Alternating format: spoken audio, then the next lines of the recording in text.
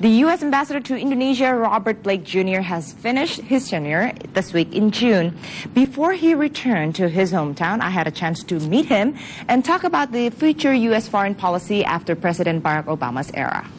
Well, I think, first of all, with respect to Indonesia, I think you're going to see not much change, no matter who gets elected, because there really is bipartisan support now in the United States for moving ahead with Indonesia. We've had Republicans, we've had Democrats, and everybody supports what we're trying to do here. On the wider foreign policy front, I think it's pretty clear that Hillary Clinton will probably sustain most of Obama's foreign policies, because, of course, she was the architect of many of those.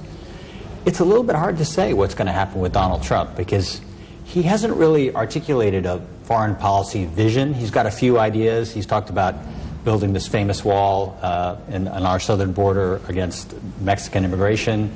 He's talked about withdrawing from the Iran nuclear deal. He's talked about withdrawing from the Paris climate deal. So there have been some ideas, but I don't think there's been a sort of coherent vision that he's yet articulated. So we'll just have to see. I think probably he will, as the campaign now progresses into the final stages, he'll have to do that. Speaking of Donald Trump, the Indonesian people are following closely about U.S. election, and there is like rhetoric that mostly Trump said about Islam, about Muslim people. Does this rhetoric truly represent the Americans in general? Absolutely not. I think President Obama has been very clear about that in rejecting the divisive rhetoric that Trump has put forward. And he really doesn't represent mainstream America when he talks about keeping Muslims out and keeping Hispanics out, for that matter. So I think that's, in fact, going to get him in a little bit of trouble in the course of the elections, because particularly Hispanics are really a very important growing swing vote in many of our states. So, but what he said about Muslims really is very divisive and really has no place in our nation's fabric. You mentioned also about his foreign policy is still unclear until now, but should Mr. Trump elected as a president, would that foreign policy will be changed in relation to Indonesia, knowing this is the largest Muslim majority country? Will there any significant changes towards the relationship? You know, it's really hard to say, because he hasn't, as I said, he hasn't really talked about Indonesia at all. There was the famous case with Setia Novanto when Setia Novanto was in the United States. He does have some investments here, so I think he is aware of Indonesia and its importance. But again, I would be very doubtful that there would be any significant changes to what we're doing, because what we're doing is in America's interest, which is to expand our business relations here, to work more closely with the world's largest Muslim majority democracy, and to do a lot of things that just make great sense for America. And that's really not going to change no matter who our president is. We still remember what happened in Orlando a couple of weeks ago. And do you think with that happen, and also Paris and Belgium attack, do you think the Americans can distinguish the difference between Islam and radical Islam? I think they can. And I think Donald Trump is trying to draw a little bit of a wedge in that regard.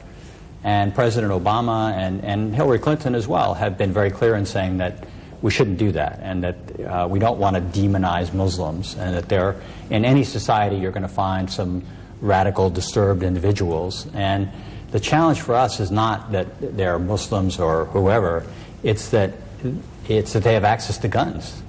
And so what we really need to do is make it harder for disturbed individuals like Mr. Mateen, who was responsible for the Orlando attack, to get their hands on automatic weapons and so forth, because that's what really kills a lot of people. And so, again, I think Obama and Vice President Biden have been very clear that we want to try to do more on gun control to keep those kinds of weapons out of the hands of deranged individuals. Talk to you about Indonesian policy, especially the foreign policy under President Joko Widodo. Many people have said that President Joko Widodo has a lack of interest in terms of foreign policy. It's more of domestically focused now. What would you say about that? Well, I'd say, first of all, that's probably understandable. Every president and every government wants first to have a very strong domestic position. And I think economic growth has come down a little bit in the last few years. And so I think he's right to focus on that and to try to eliminate poverty, and one of the best ways to do that is to raise growth rates. And that then when you have a stronger Indonesia domestically, you'll be able to project your influence better overseas.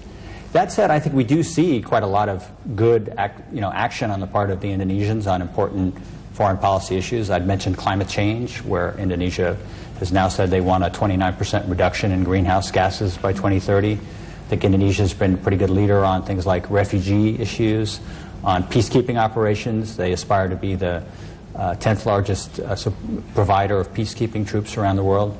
So I think we do see much more activism on the part of Indonesia than many people give them credit for. Do you think Indonesia could or should play a bigger role in global arena?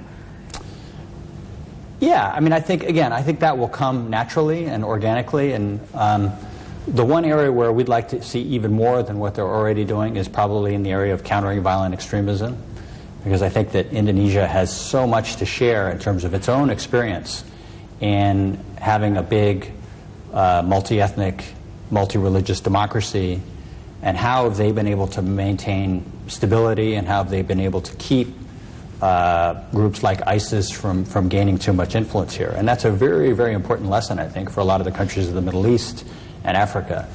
And, Indonesians sometimes are very modest and don't want to talk too much about themselves. And I think in this case, they should be a little bit less modest and actually be sharing a little bit more of what they're trying to do. And I think we're already seeing that certainly by groups like NU and Muhammadiyah, who are quite active now, and that's great. Mm-hmm. We're currently enduring this economic slowdown, as you know.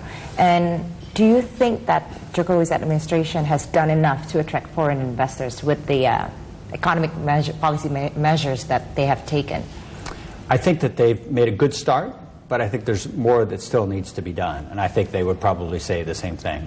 I think that we've seen, particularly since last fall, a new seriousness of purpose, particularly with the arrival of Minister Darmin Nasution, the coordinating minister, people like Tom Lembong and Rudy Antara, who are all very, very strong leaders and I think know what needs to be done.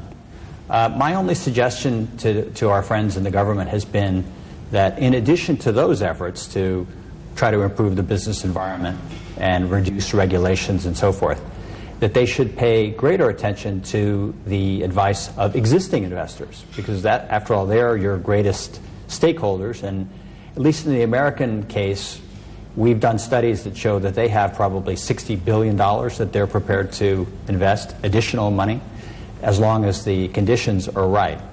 And I think all of them have a combination of problems of things like getting work permits, taxation issues, and other things. And if those could be addressed, I think that would help a lot to increase investments from your existing stakeholders.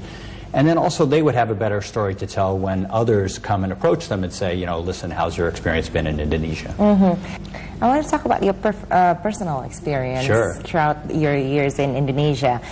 What is your proudest moment since you've become an ambassador for Indonesia? Probably the highlight of my trip has been probably first the Jokowi visit to Washington last October to meet with President Obama. I think that was a really important step because our two countries agreed to elevate our partnership to a strategic partnership.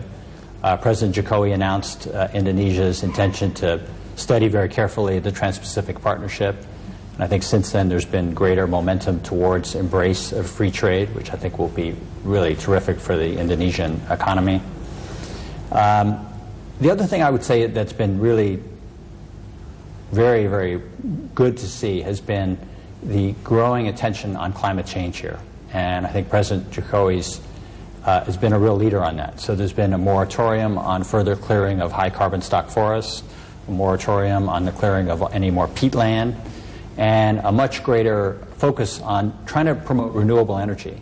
So I think even yesterday President Jokowi was talking about how he wants to increase the share of renewable energy in your total energy supply from about 6 or 7% now up to 23% by 2025. And that's a really positive development. And that's an area also where American companies can do a lot of good to help. Robert Blake Jr. earned a bachelor's art degree from Harvard College in 1980 and a master's of art degree in international relations from Johns Hopkins University School of Advanced International Studies in 1984.